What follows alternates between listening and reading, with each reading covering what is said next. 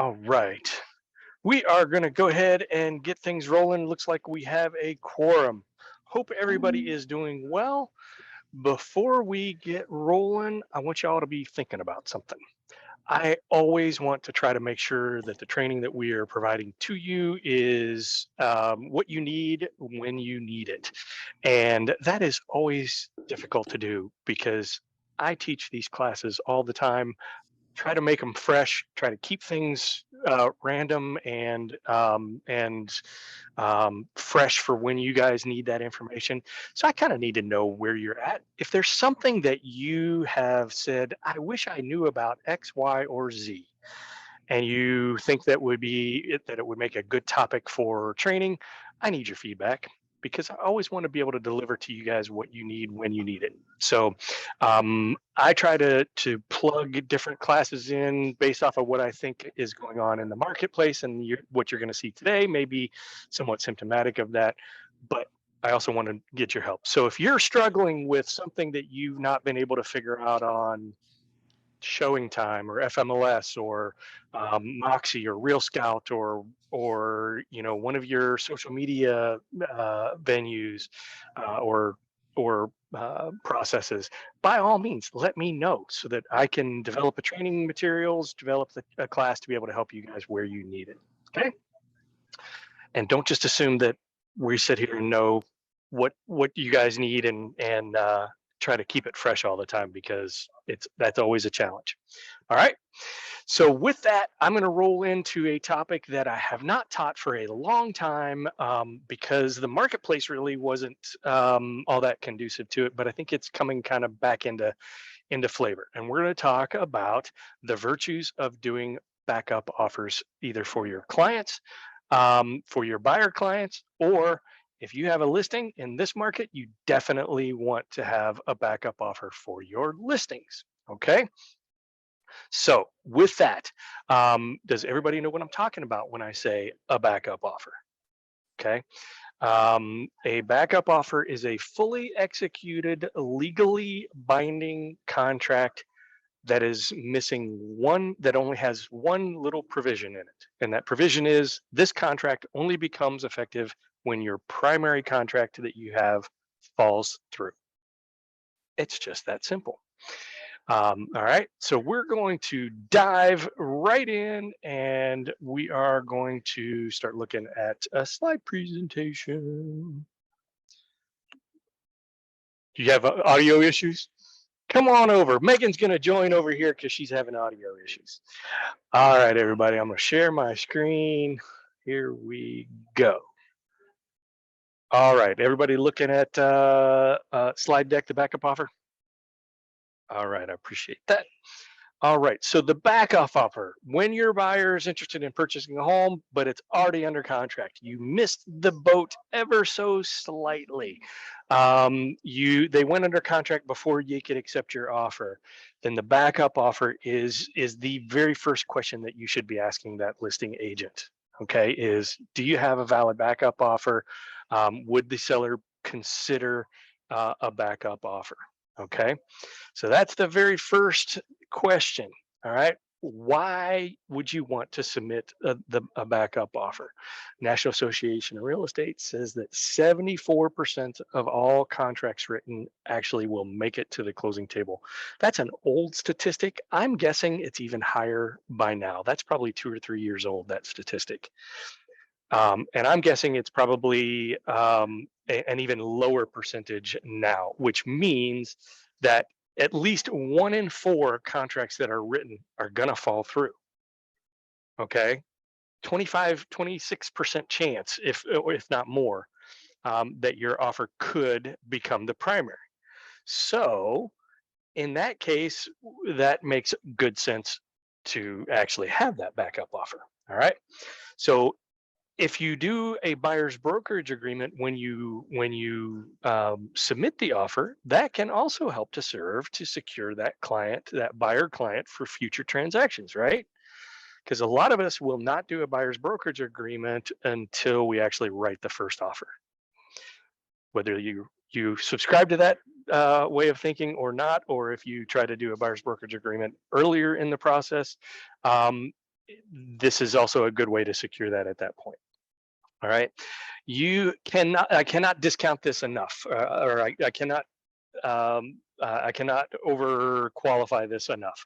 Your credibility with your client, whether it be your buyer who you submitted the backup offer or your listing client who you got an extra backup offer for, the credibility that you gain from doing that action, the dedication that it shows, and the commitment that you showed to your client will pay off in spades. Let me tell you, folks. A lot of agents will not do backup offers simply because it requires them to take some action. It requires them to do something that may or may not be in the best interest of their client. It takes time to write that offer. Okay. So here's a statement. A backup offer also helps your co-op listing agent. Why do you think that is? Somebody tell me.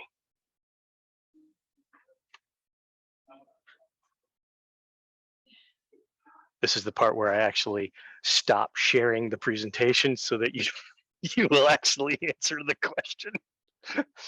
Why does a backup offer help the listing agent?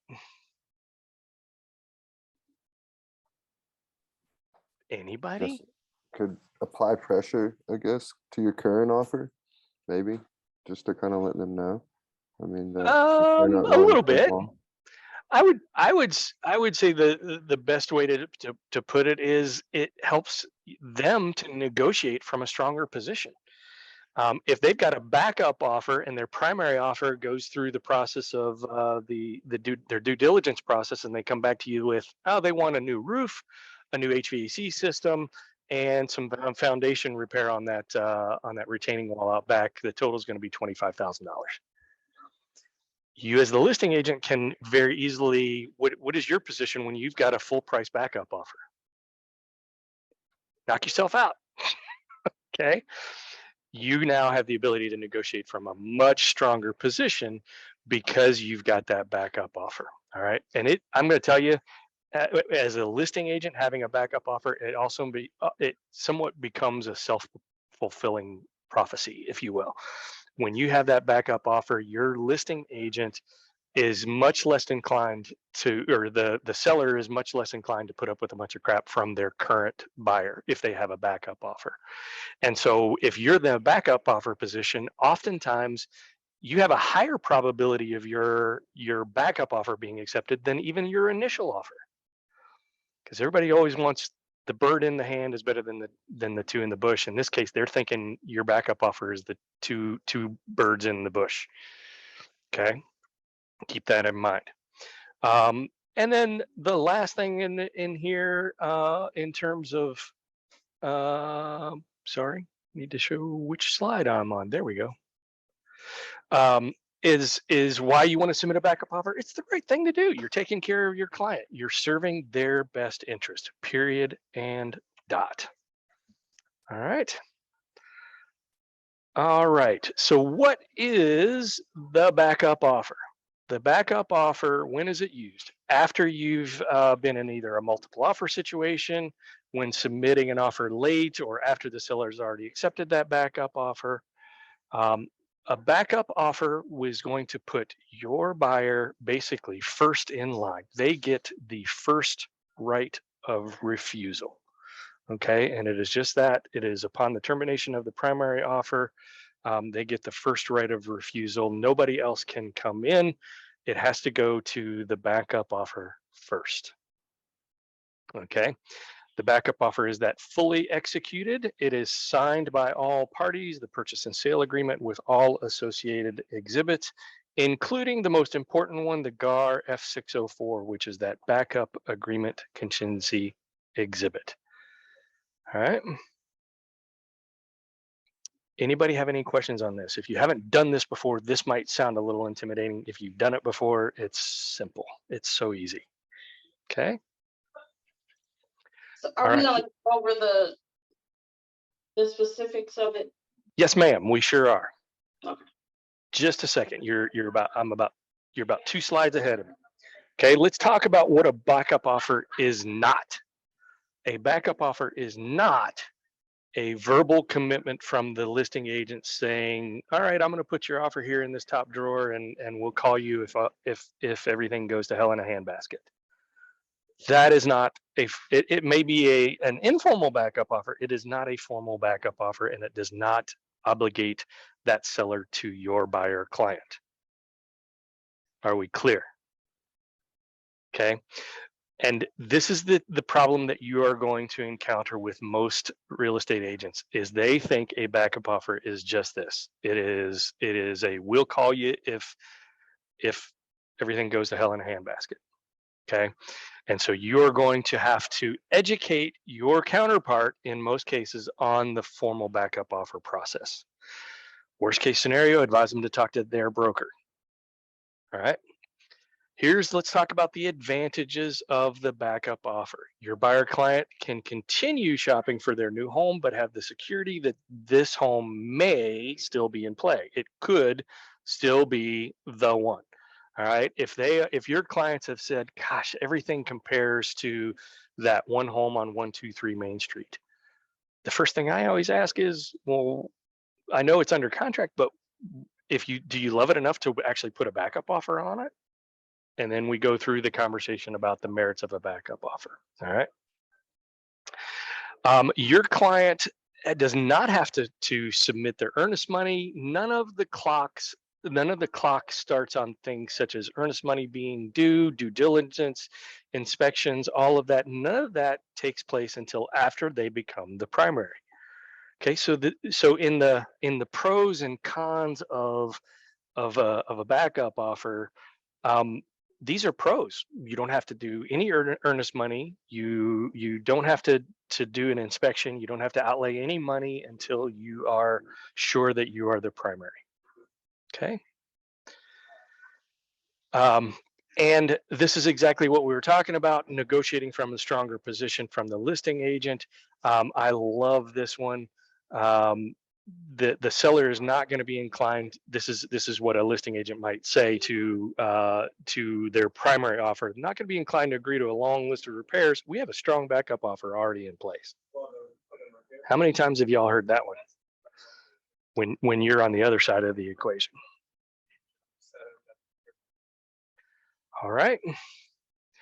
Okay, so the actual offer, what the offer is going to look like, it is going to be an exact offer, purchase and sale agreement with all of the exhibits. It is going to look essentially exactly the same with a few exceptions. First off, if you don't know the closing date, if you don't know when you're going to go under technically binding, you can't really set a closing date and know with confidence that you're going to be able to meet it.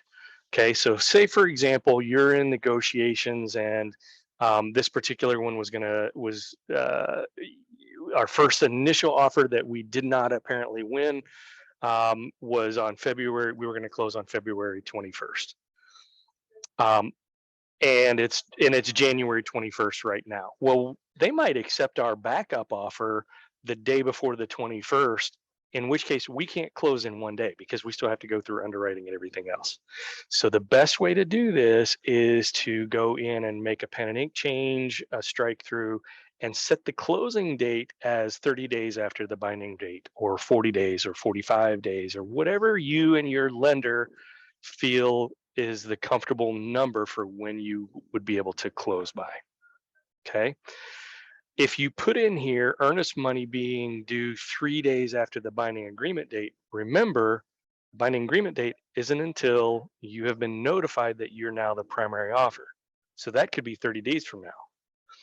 So you do want to make sure you do this. So in other words, if you're doing a backup offer, I wouldn't check block A and say $2,000 as of the offer date, because that's obligating your money and you're the buyer's earnest money. It's okay if they want to do that. It's acceptable to do that, but they certainly don't have to.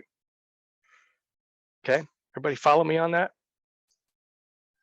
If you want to make your offer stronger, it would probably make sense to go ahead and submit it. But for a backup offer, I don't see the need for that. And again, 10 days of due diligence, 7 days of due diligence, that does not start until your binding agreement date, until you have been notified you are now the primary. Any questions on this so far?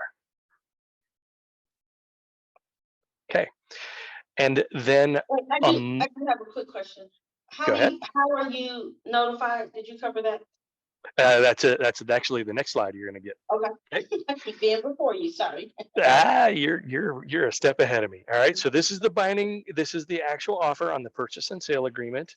It'll have all the normal exhibits, the financing, the F510, 511, if whoever's going to be the holder of the earnest money, whatever the case may be, seller's property disclosure, community association disclosure, and then this document, the F604, which is the backup agreement contingency exhibit, which is a very simple, I think 1 or 2 page form that simply says that this is a backup or a secondary agreement to the primary, which is amended from time to time.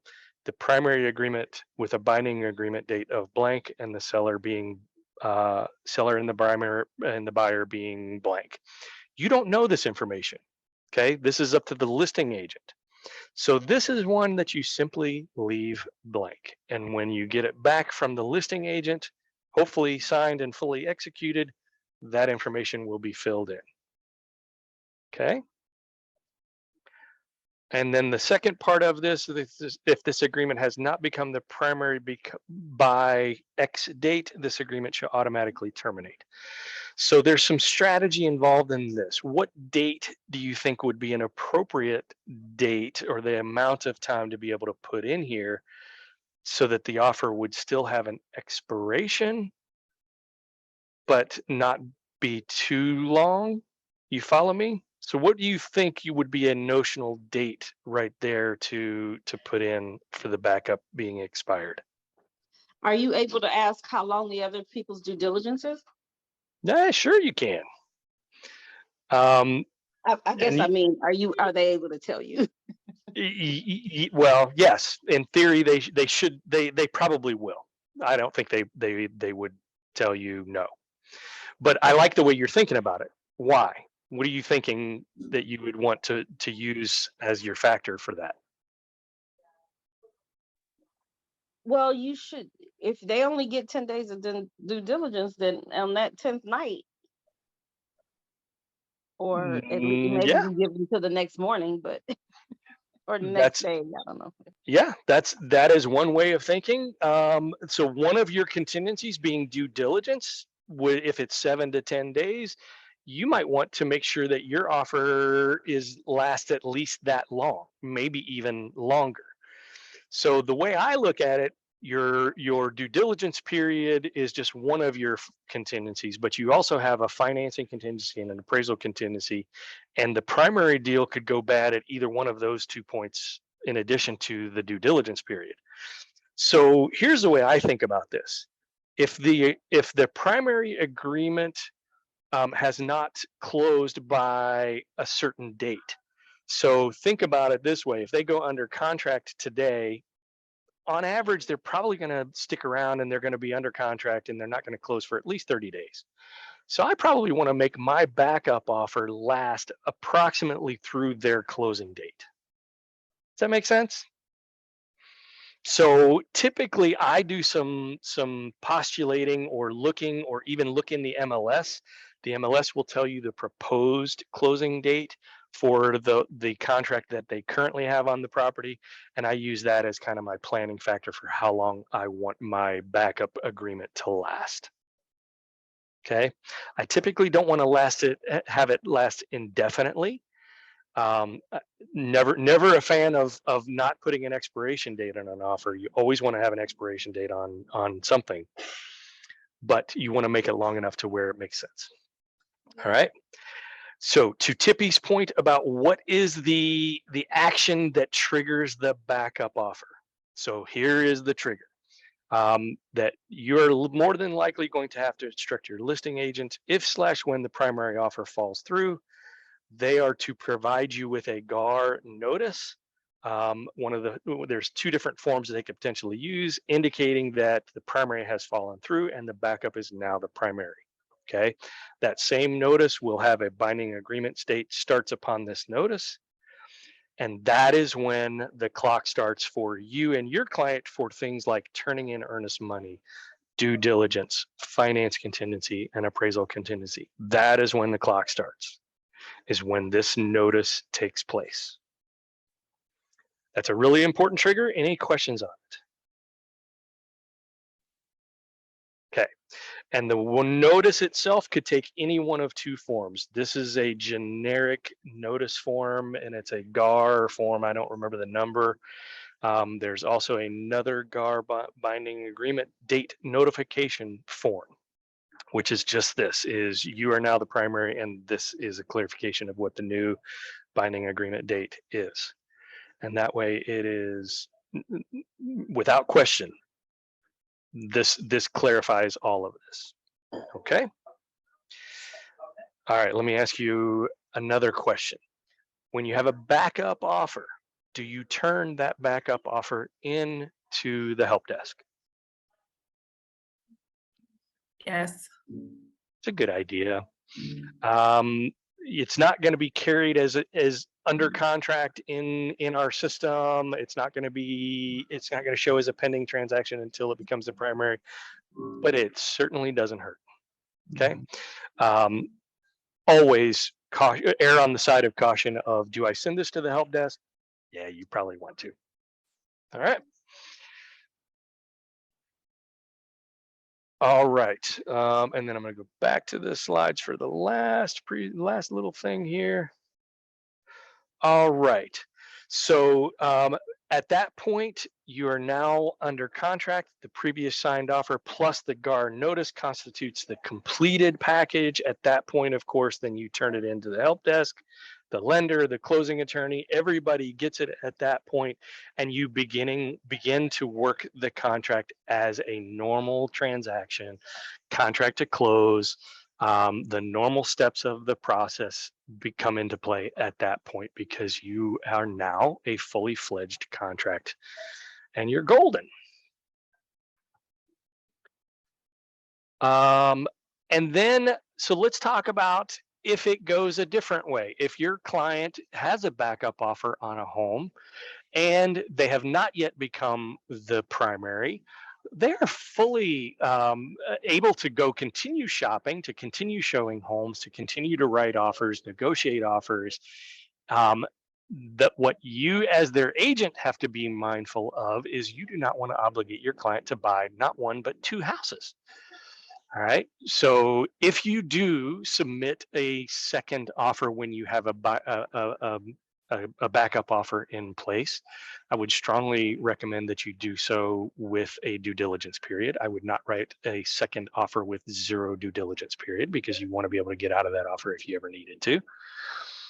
But if you have the backup and they no longer are interested in the backup, want to abandon the backup for a new primary, all you have to do is remember to terminate your withdraw your backup offer immediately, so that you're not obligating your client to buy two homes. Okay. What questions do you have? So we can withdraw and they can't force anything as long as we Say that one more time. My phone broke out just as you said that. Say that one more time. I said we can withdraw and they can't force anything at any point. That is true. You can withdraw. The buyer, again, Georgia law favors buyers in most scenarios. The buyer can always back out. The seller does not have as many options to be able to do so. What happens if, for example, if you hadn't have gotten to the original backup offer in time to withdraw it? Obviously, you're still within your right to pull out, though, right? Because anytime you can due diligence, you can do that. Yep. So really, they're not really obligated to buy both, obviously, right? They're just kind of like. Unless in the weird situation where you had 0 days of due diligence in both scenarios, then you would only have the appraisal and the finance contingency. And those have very specific reasons why you can terminate. Yeah. And the fact that you went under contract for 2 homes and you no longer have the income to be able to buy 2 homes, Yeah. that's going to Just mean go you're going put to lose 0 your days earnest money due more than likely. diligence. Yeah. Okay. Make sure you have due diligence involved when you're dealing with backups and these types of scenarios, is what I would say. Okay. All right. Any other questions? I'm 3 minutes early. That never happens. All right, everybody. Thank you very much for your time and attention today.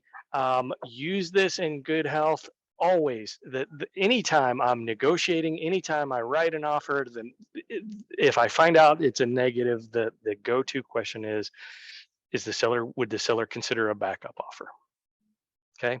And if I have the listing, I want to find out if I've got 2 offers, the first one's going to go under contract and the second one is going to become my primary. Almost always. All right. Have a great day, everybody. Enjoy. Let me know if you need anything this week.